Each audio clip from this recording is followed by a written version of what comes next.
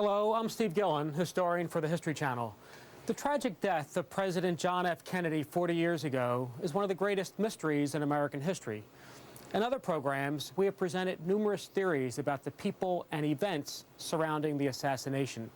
Many of those scenarios, including a mafia cover-up, CIA involvement, and a possible Cuban connection, have been presented in our series, The Men Who Killed Kennedy. This episode, The Guilty Men, examines yet another theory, that President Lyndon Johnson was involved. I know, as attorney for Lyndon Johnson, that he murdered John Kennedy. He murdered John Kennedy to become president and to avoid prison, and there is no doubt in my mind. You can't kill the President of the United States unless the next president, the head of the FBI, and the head of the Secret Service are in on the cover-up. I'd like the entire world to know how I personally feel is the fact Lyndon Johnson knew about the assassination and was a part of it.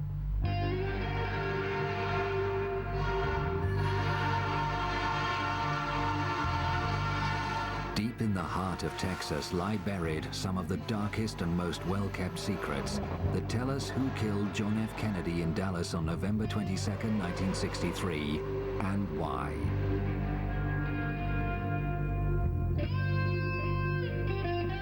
Those forces of darkness revolved around one of that state's most famous political sons, Lyndon Baines Johnson. Born in 1908, he grew up in a comfortable middle-class home in Johnson City. At an early age, Lyndon showed a keen interest in politics. From the beginning, he was driven by a determination to win, whatever the cost. In a word, he was ruthless. There wasn't anything he wouldn't do to get what he wanted, regardless of what it was.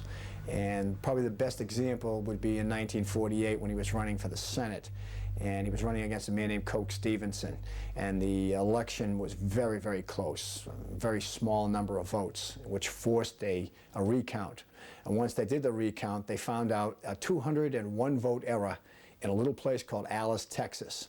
And eventually they found out that the 201 votes had been added. 1 for Stevenson, 200 for LBJ. As a result, he won by 87 votes, and he was nicknamed Landslide Lyndon. But the real name, the name used in the backwards that didn't appear in the newspapers, was Lion Lyndon. And that stuck with him the rest of his life. That rigged ballot became the template for a political career based on bribery and corruption. The full extent of Johnson's criminal activity only began to unravel 11 years after his death. In 1984, at this courthouse in Franklin, Texas, a former Johnson business associate, Billy Celestes, appeared before a grand jury. According to Billy Celestes, there were 8 murders perpetrated on the part of Lyndon Johnson. The first name was a man named Douglas Kinzer. That was followed by a number of men involved in Estes businesses who were corrupt, and they were all killed with carbon monoxide. Josepha Johnson's name is listed on this Justice Department document. That's Lyndon Johnson's sister. So Estes is accusing the Vice President of the United States of murdering his own sister. And the 8th name listed is the President of the United States, John F. Kennedy. And then there is a promise of knowing more. And if Billy Celestes is telling the truth, and there is every reason to believe he is, it gives you an idea of the depth of the corruption and the ruthlessness of Lyndon Johnson.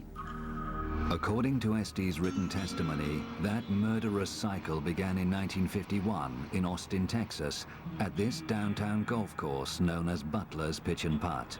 The killer was a Johnson henchman called Malcolm Wallace. Malcolm Wallace was born and raised in Texas. He was Texas bred, Texas educated, a very intelligent man. And when he graduated from the University of Texas, he was evidently recruited by Lyndon Johnson, and he was given a job at the Federal Department of Agriculture. John Douglas Kinzer, the golf pro at Butler's Pitch and Putt, was having an affair with Wallace's wife and with Lyndon Johnson's sister. Lyndon Johnson's sister, Josepha, was an alcoholic. She was a drug user. She was sexually promiscuous. She had loose lips. And who knows what she might tell Kinzer or others about Lyndon Johnson's political shenanigans. Malcolm Wallace walked into the pitch and putt golf course in Austin, Texas, and shot to death in cold blood John Douglas Kinzer. Kinzer died here for his indiscretions. Wallace was soon arrested and went on trial in Austin 3 months later. First-degree murder, open and shut case. He gets a lawyer, known as a Lyndon Johnson lawyer. So Lyndon Johnson is going to do his best to get his friend out of hot water. During that trial, Lyndon Johnson took a room at a local hotel, and the 10 days that that trial was going, constantly sent runners from the hotel to the courthouse to bring him word of what was going on during the trial. So he followed the pulse of the trial very, very carefully. Malcolm Wallace is found guilty of first-degree murder, but through influence of Lyndon Johnson, Malcolm Wallace receives a 5-year suspended sentence. Lyndon Johnson was able to get his man out of first-degree murder. Much of the control Johnson exercised was acquired through an early alliance with a fellow Texan. Edward Clark gained unrivaled power in the late 1930s with a series of high positions in the state government. He became Johnson's lawyer and a formidable ally throughout his career. The power Edward Clark exercised covered almost every avenue of government power in the state of Texas. He would make sure that important appointments were covered by his men. The judges' control was through their vote. I mean, he had their decision in the palm of his hand. And this was, of course, important because Austin was the capital of the state. And anything that happened legally went through Austin, and that meant it went through Clark. He was known as the secret boss of Texas. He could and did arrange for people to be killed. He arranged for money to be laundered. He had that control. This building in downtown Austin became the headquarters of Edward Clark's all-powerful law firm. Barr McClellan was recruited as a young lawyer in 1966, 3 years after the assassination, unaware of the dark secrets hidden within. Soon after joining, in an after-hours conversation with John Coates, one of the firm's attorneys, Barr was made privy to an astonishing piece of information. Coates and I started talking, and in the course of it, John told me, if the truth be told, Clark arranged the assassination of Kennedy. It was a kind of statement that you can't easily forget, even though I personally chose not to believe it at the time. It stuck with me. Attorneys know they're acting behind a privilege. They can say things to each other. And this talk would go on at after-hours drinks, at Christmas parties, just traveling on the road. And it was like Johnson had to get Kennedy out of the way. I worked closely with Don Thomas, and Thomas was the business attorney to the president and was the second man in the law firm. Thomas and I did a number of cases together, and we traveled the state because he did not fly. We'd been to Dallas one day shortly after I became partner, and it was driving back, and just out of the blue, it seems now, looking back, that Thomas said, "I am the only living man who knows what happened in Box 13. Now, we know what that meant. That was the stolen 1948 election. I didn't say anything. Sometimes it's best just to listen. And then he looked away and added, but Clark took care of things in Dallas. At that point, what I'd been hearing in the law firm, what John Coates had first told me, I knew was true, because this came from a man that was Johnson's business attorney, one of Johnson's most trusted confidants, a man who worked very closely with Johnson during his maturing years, his growing up years, so to speak, and as president. And when I heard that, there was no question but that Clark had been behind the assassination, and he'd done it for Johnson. I know beyond a reasonable doubt that Johnson murdered Kennedy. He acted through Clark. He saw that it was done, and he did it out of a corruption of power that is unequaled in our history. After becoming a senator in 1948, Johnson developed an unrivaled power base in Washington, using his forceful personality, political skills, and corruption. He established himself as one of the most influential men in the nation, but as vice president to Kennedy, he lost much of that authority. By 1961, his past was catching up with him. In Texas, Henry Marshall, a local agricultural official, had begun investigating one of Johnson's illegal sources of funding. Working out of these offices in Bryan, Texas, Marshall had become aware of Billy Solesti's misappropriation of federal cotton allotment funds. Attempts to buy off Marshall had failed, and his investigations were beginning to threaten the vice president himself. Billy Solestes became worried, Lyndon Johnson became worried, and some of them got together and decided, what are we going to do with Henry Marshall? So on one particular day, according to Billy Solestes, Cliff Carter, an aide to Lyndon Johnson, the vice president of the United States, and Malcolm Wallace got together. And finally, Lyndon made the statement, get rid of him. On June the 3rd, 1961, Henry Marshall failed to return home. An extensive search was made of the family farm near Franklin, Texas. His only son, Don, was 11 years old at the time and remembers that day well. My uncle found him on the second attempt when he went out to the place. He was in a very remote location, probably about 3/4 of a mile off the road. My mother had this stone placed here in order to mark the spot. The truck had blood around the sides of it.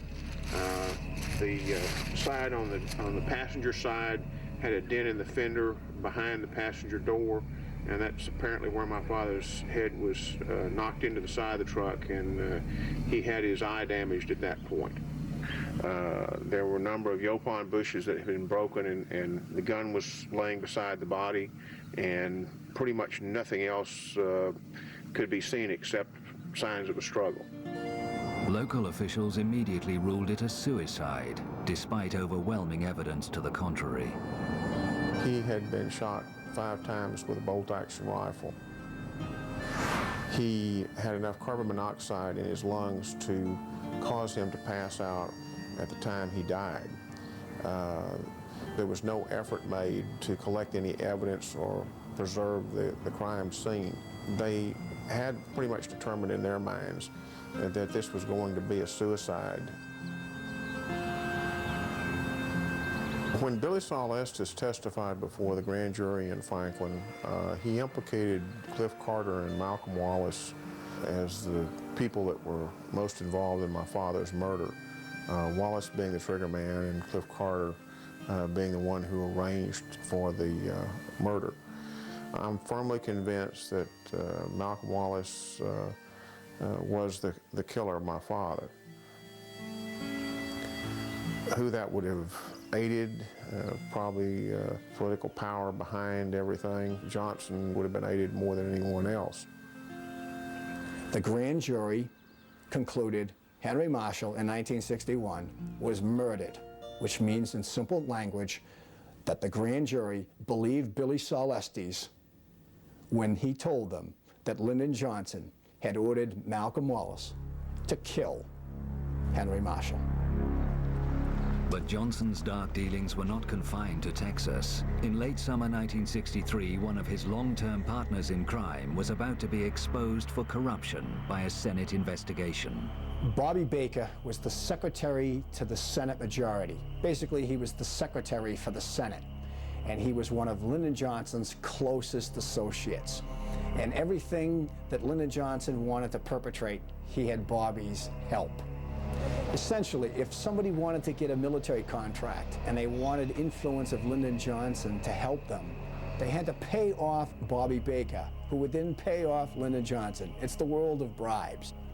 Bobby Baker was involved in a call girl service. He was involved in real estate scams. He was involved in dealings with organized crime. He was in dealings with oil men, particularly Clint Murchison, an oil millionaire from Texas.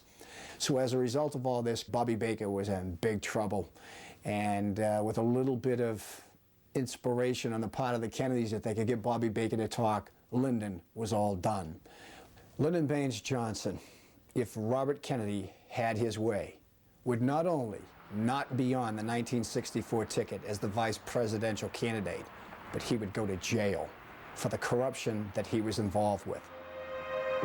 Although Johnson faced political extinction at the hands of the Kennedys, he had powerful allies with their own agendas that threatened the president, as researcher Gregory Burnham explains.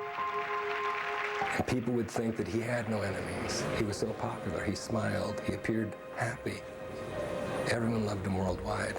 But what people don't seem to understand is behind the scenes, he was making changes, and he was making them decisively, and he was taking some very, very daring steps.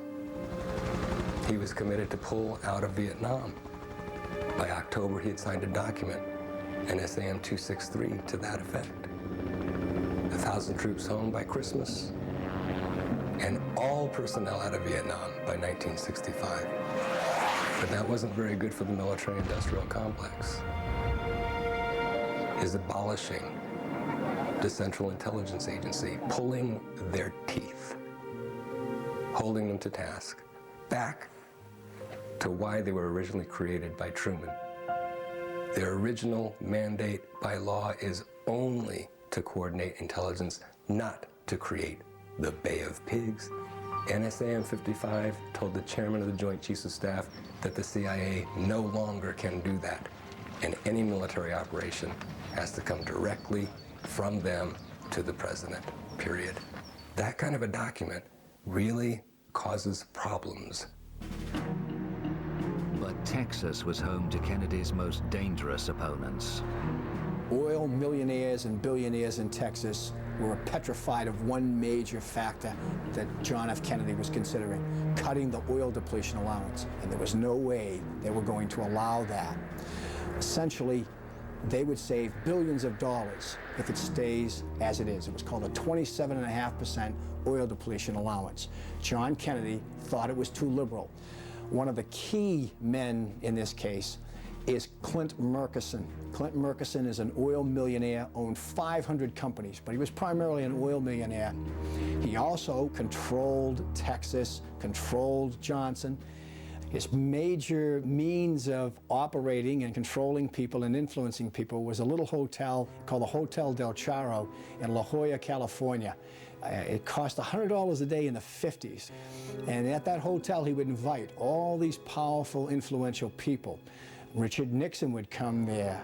Key lieutenants of Carlos Marcello, the head of the mafia in New Orleans, used to vacation there. J. Edgar Hoover, the head of the FBI, used to vacation there, free. Every summer for 10 summers, free. Another Johnson man with close ties to Murchison was a wealthy Texan called D.H. Byrd. D.H. Byrd was an underboss for Murchison. He was a Del Charro regular. He owned the Texas School Book Depository. He also founded the Civil Air Patrol, which was a kind of military organization, and Lee Harvey Oswald was a member of the Civil Air Patrol. Another associate of Murchison at the time is Bobby Baker. Bobby Baker's in trouble with the scandals, and he was in all kinds of business deals with Murchison, and many of them were illegal. So Murchison was concerned that Baker and that corruption would lead to his door. And maybe not only would Baker go to jail and Lyndon go to jail, but maybe Murchison would go to jail. As the forces hostile to Kennedy grew in strength and number, they began to think the unthinkable: assassination. Finally, a new imperative forced their hand. Lyndon Johnson was in big trouble. The Bobby Baker scandal and the Billy Celeste scandal could destroy Lyndon Johnson's career. Lyndon Johnson would go to jail. and he was their man. He represented all these right-wing forces. There was an urgency to kill President Kennedy. They had to save Lyndon Johnson. The governor of Texas, first of all, is Lyndon Johnson's best friend in history. They went back decades together. In the 1948 vote scandal, John Connally was every much a part of that cover-up that took place. He was his campaign manager. It is without question John Connally who entices John F. Kennedy to Texas. Once they get him there, then they're in control of everything. Motorcade routes, the evidence, the Dallas police, everything. It's their land, it's their territory. Lyndon Johnson and his Texas cronies suckered President Kennedy to Texas. The late Madeline Brown gained a unique insight into Johnson's role in Kennedy's assassination. She first met LBJ in 1948 at the Adolphus Hotel in downtown Dallas, when he was celebrating his election to the Senate following the infamous Box 13 scandal. I went, I was very young, and it was wonderful. Our relationship developed immediately. Lyndon gave another campaign party in Austin. It was 3 weeks after I met him at the Adolphus, and it was scheduled at the Driscoll Hotel. And, oh, it was so great to see him. I mean, for 3 weeks I had thought about him and how wonderful it was. We were dancing that night, and he says, I'll see you upstairs, and he put a key in my hand. I still have that key. It was exciting. I felt naughty, but I felt good. I fell deeply in love with him. Yes, I did.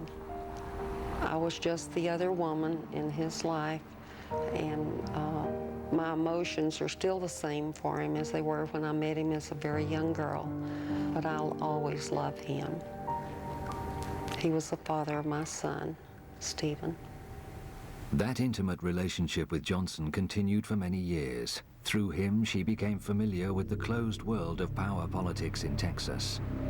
On the eve of Kennedy's assassination, she attended a party at this house in North Dallas, the family home of oil billionaire Clint Murchison Sr. There was an extraordinary guest list that night. We had H.L. Hunt, Murchison, Lyndon Johnson made an appearance. We had Hoover, we had Richard Nixon. They were the most influential people there. But I was under the impression that since J. Edgar Hoover was there, that it was to honor Hoover rather than anything else. When Lyndon came in, no one was expecting him. So when Lyndon arrived at Clint Murchison's, they all went into a conference room, and you could just feel the atmosphere. And when Lyndon came out, I was, of course, happy to see him. I did not know that he was going to be there. And he whispered in my ear at that time, "Those blank-de-blank Kennedys will never embarrass me again. That's no threat, that's a promise." So he departed. The party rapidly broke up after Lyndon departed. A seamstress and companion, May Newman, provides confirmation that this party took place at the Murchison family home on the eve of the assassination. She lived and worked in another Murchison house in Dallas for Virginia, Clint Sr.'s second wife. She speaks here for the first time. I started working for Virginia Murchison in 1962 until her death in 1997, approximately 36 years. I remember well the night before the assassination. I worked with a man called Jewel Pfeiffer, black man, which was Virginia Murchison's chauffeur. He got a call from her stepson, John, at the big house. They were having a big party for a very special guest that was coming from Washington to go to the party by the name of Bulldog, which I found out later was J. Edgar Hoover. And he said he was very excited about doing this, going on this trip out to the airport to take this special guest to a very special party, big party. And I asked him when he came back if he got a good tip, and he said no, and he was very, very upset. He had to go back that night to take J. Edgar Hoover to the airport to go back to Washington. And he still didn't get a tip. Further verification of Hoover's presence in Dallas on the eve of the assassination came from a friend of May's who worked at the Murchison family home. Beulah May Holman, she was the cook at John and Lupe's house, and she wanted me to go help her that night, which I didn't, but I knew she told me she was cooking quail, and I wanted the recipe, so she gave it to me. She said it was a very important guest by the name of J. Edgar Hoover that was coming, and I should go out and help her so I could get to meet him. If it was a film star, I probably would have gone, but I didn't know who he was. No, not at that time. Early the next morning, only a few hours before the assassination, Madeline received a phone call from Johnson, who was back in Fort Worth with Kennedy. Lyndon called me from the Texas hotel, and he was still irate. I said, Lyndon, about last night, and he went to cursing. He used foul language all the time, and he said, those Kennedys, he repeated, they will never embarrass me again. That's no threat, that's a promise. And I'd like the entire world to know how I personally feel is the fact Lyndon Johnson knew about the assassination and was a part of it. Dallas was to become forever linked with the murder of the president. But the rich and powerful men who had met in secret the night before had everything to gain from his death. LBJ was fearful of a long prison sentence, J. Edgar Hoover of losing his job, and the oil men of losing millions of dollars. When the shots rang out on Elm Street the next day, those problems were solved. The shock of Kennedy's assassination and its brutality reverberated around the world, but not everyone was grieving. The mood in the Murchison family home was very joyous and happy for a whole week after, like champagne and caviar flew every day of the week. But I was the only one in that household at the time that felt any grief for his assassination. After the president's murder, Hoover had absolute control of the cover-up. All the physical evidence relating to the crime was swiftly removed to Washington. From the beginning, Oswald was promoted as the lone nut assassin, but in LBJ's home state, tongues were wagging. I met Lyndon on New Year's Eve at the Driscoll Hotel in Austin, and the people in Dallas, I mean, everyone was talking about Lyndon Johnson was the cause of the assassination, and it made my heart very heavy. I just couldn't believe that he could be a part of something so bad. And so I confronted Lyndon. I said, Lyndon, you've got to tell me, were you part of the assassination? And of course he had a high temper fit, hit the wall, and he was very irate and angry. And he said, no, I was not, but the oil people, or he called them the fat cats of Texas that I knew, and the intelligence was the cause of the assassination. I am sure Lyndon did not make the plans per se, but he had the key people that he could call to actually do it. If the head of the FBI and the head of the Secret Service and key lieutenants of those two figures are involved in covering up, plus the President of the United States and all his cronies, you don't need a massive conspiracy to get away with this. After the assassination, Cliff Carter, Johnson's aide, made repeated calls from the White House to the district attorney in Dallas, Henry Wade. He was instructed to look no further than Oswald for the guilty man. There was no conspiracy. A similar call was made to the Attorney General of Texas, Waggoner Carr. Then we have Lyndon Johnson himself calling the chief of homicide, Will Fritz, who's really doing the dirt work as far as interrogating Oswald and trying to get to the bottom of this case. He calls him and tells him, you have your man. You have your man. Let it go at that. Lyndon Johnson is trying to control what is going on with the investigation of the assassination of President Kennedy from Washington, D.C., with crucial figures in the case. The late Dr. Charles Crenshaw experienced the new president's controlling hand. He was in the operating theatre at Parkland Hospital with his colleagues, working to save Oswald's life after Jack Ruby had shot him. He was urgently called to the phone in an adjoining office. I picked up the phone, and it was there I heard this voice like thunder that stated, "This is the President, Lyndon B. Johnson." And he asked, "How is the accused assassin doing?" I was so startled. The thing that I could say was, "He's holding his own. He's lost a large amount of blood." He said, "Would you take a message to the chief operating surgeon?" It was more of an order than a question. So I said, "Yes, sir." He said, "There is a man in the room. I would like for him to take a deathbed confession."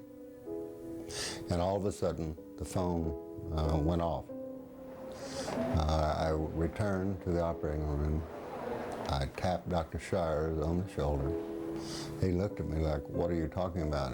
Everyone was working feverishly in the abdomen trying to correct the wounds there. I said, "Guess who I've been talking to?"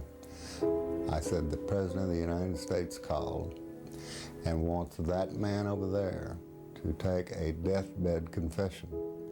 And Shires looked at me like I was crazy, and we both realized that there was no way Lee Harvey Oswald, had he survived, would have been able to give any testimony until 2 or 3 days after the procedure. But still in all, the President had called, and I did relay the message. When Dr. Crenshaw published his story in 1992, he suffered an avalanche of criticism. It was argued that Johnson made no such call. Crenshaw's critics were proved wrong by a former chief switchboard operator at Parkland Hospital, Phyllis Bartlett. The call came in and said, "Hold the line for the President." And for a second, I couldn't, you know, I was still thinking Kennedy, and I was kind of taken back for a minute, and then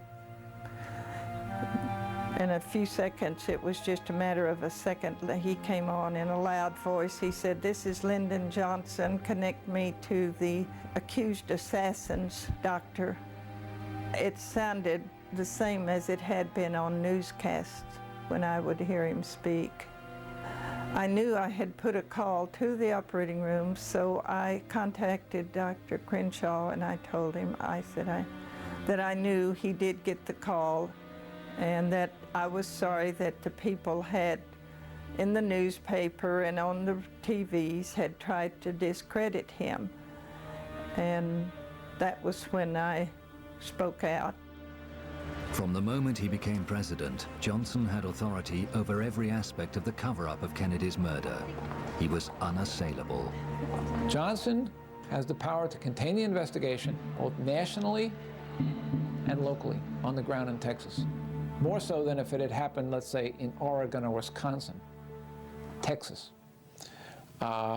He's got the power to give the CIA what it wants as president, as opposed to Kennedy, who they feared. He's got the power to take the National Security Action Memorandum that Kennedy had signed in November 1963, tear it up, reverse it, and create a war where 3 million soldiers wound up going to Vietnam instead of 16,000 being brought home by JFK. He can make J. Edgar Hoover director of the FBI for life. He's the man in the middle. The only person that can answer all of the questions of who's at risk, who's going to gain the most, who wins in this deal, there's only one answer to that question, and that's Lyndon Johnson. And his ticket out was Elm Street. One of the most compelling pieces of evidence linking Johnson with the assassination is through his henchman Malcolm Wallace, the convicted killer of Douglas Kinzer. In the hours following the assassination, on the 6th floor of the Texas School Book Depository building by the southeast corner window, the Dallas police discovered an unidentified fingerprint. The fingerprint is the ultimate part of the Mac Wallace story. The FBI fingerprinted every Texas School Book Depository employee, including the women employees that worked downstairs, never handled the boxes. They fingerprinted every Dallas officer that was in the sniper's nest so that they could remove those fingerprints from consideration. At the end of the day, you have one fingerprint remaining. It sits in the National Archives for 35 years, until 1998. An investigator takes it to a highly qualified, certified latent print examiner, a CLPE, along with a redacted fingerprint card from Mac Wallace from the 1951 murder of John Douglas Kinzer. And he said, here's a print card. Do you see anything? Nathan Darby is one of the most experienced fingerprint experts in the United States, with 35 years service in the U.S. military and the City of Austin Police Department. I didn't know where it came from, and a week or 10 days later, I called the party that had brought it over and said, well, it's a match. The finger that made the ink print also made the latent, and we call that a match or identified. And there was no question about it. They matched.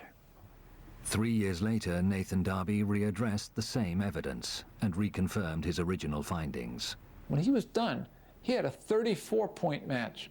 And when you mention that in criminal circles to an investigator, how confident would you feel with a 34-point match? Oh, that's a slam dunk. It can't miss. It doesn't get any better than that. You give me a 34-point match on any case in the United States, I'll take it to court and win. The inked and the latent print are made by the same finger. And the other evidence that I've been presented with was Malcolm Wallace's left little finger, without a reasonable doubt. Now, the fingerprint in question came from a cardboard box in the sniper's nest in the Texas School Book Depository. Fingerprints do not last long on cardboard. So it's fair to say that either Malcolm Wallace was wandering around there for no purpose, he was in that sniper's nest on November 22nd. That evidence, that fingerprint evidence, along with Malcolm Wallace's sordid resume, was sent to every imaginable agency or individual that could have an interest in what happened to John Kennedy. The only people that took notice of it were the Dallas police, because it's still an open homicide on their blotter. And they took serious notice of it. And then they were told, forward it up the line, because Dallas no longer has any evidence. It's all in federal hands, even though it's an unsolved homicide. They forwarded it up the line. And it took 18 months for the FBI to say verbally, no, it's not a match. And the single most important fingerprint found in the last 35 years was buried.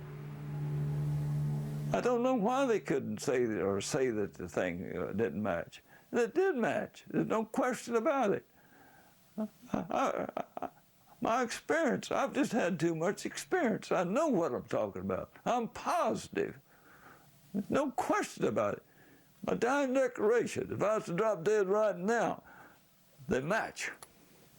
It's still the big lie. It's unknown. It's unidentified. No, it's identified. It's Malcolm Wallace, and he's linked to Estes, Carter, and Lyndon B. Johnson directly. According to the official record, Malcolm Wallace died in a single car accident on this lonely stretch of Texas highway on the night of January 7th, 1971. There were no witnesses. His body was taken to a local hospital where he was pronounced dead. He was buried here close to other family members. 8 months later, another key member of LBJ's inner circle, presidential aide Cliff Carter, died unexpectedly. But shortly before his death, he met with Billy Solestes. They discuss all these murders that Cliff Carter is knowledgeable about. Now, Billy knows about some of them, but Cliff knows about more, and he fills him in on all the details. Malcolm Wallace being a central figure in most of these murders. And there are over 17 murders that Carter tells Estes about. And he actually tells Estes that he fears for his own life. And within 2 days' time, he's dead. Johnson's attorney, Edward Clark, was one person who prospered.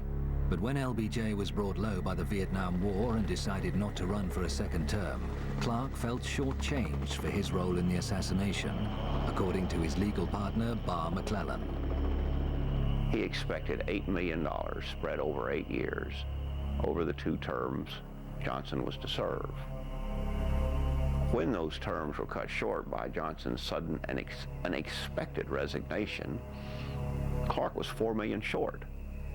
He was not a man to be denied. When he had done a service, he was going to be paid. Planning ahead, he went to Big Oil and Big D, went to Clint Murchison to say, look, I've done y'all a great service. I deserve more. I'm going to get it. Murchison agreed with him and suggested he file for a well in the middle of the great East Texas oil field. He called me in as his personal attorney to make the first bid for getting that money, and he was not successful in getting $4 million, but he got his $2 million. So when all was said and done, Clark realized $6 million for the assassination of John Kennedy. Barr McClellan believes documentary proof of these dark deeds lies in the Johnson-Clark legal records. For many years, they were kept in a high-security area above the Clark offices, known as the penthouse. Any of us attorneys could get into the general area, but the secret area, the Johnson area, was locked off, accessible to no one. I have a strong belief that there are substantial records somewhere that show this conspiracy and its both evolution, its execution, and its cover-up. But I don't know where they'd be. We need to see them. Johnson was ultimately consumed by the high office he had so unscrupulously striven for. A broken man, he retreated to his Texas ranch, where his lawyers were to secretly summon a psychiatrist to deal with his deepening depression. An immediate concern at the law firm was that he would say too much. $1 million was available to the psychiatrist to keep anything from coming out. The one reason for all these protections was the greatest demon that was dogging Johnson at the time, and that was the assassination of John Kennedy and the role he played in it. We had to keep it covered up, and for sure we had to keep the psychiatrist muzzled, and we did. But if any one set of records needs to be produced, the psychiatric records should be disclosed to the American public, because they will, I am confident, disclose his role in the assassination. Only 4 years after leaving office, Johnson died. But there are those living who are still afraid to come forward to tell what they know about the guilty men. People are afraid of him dead.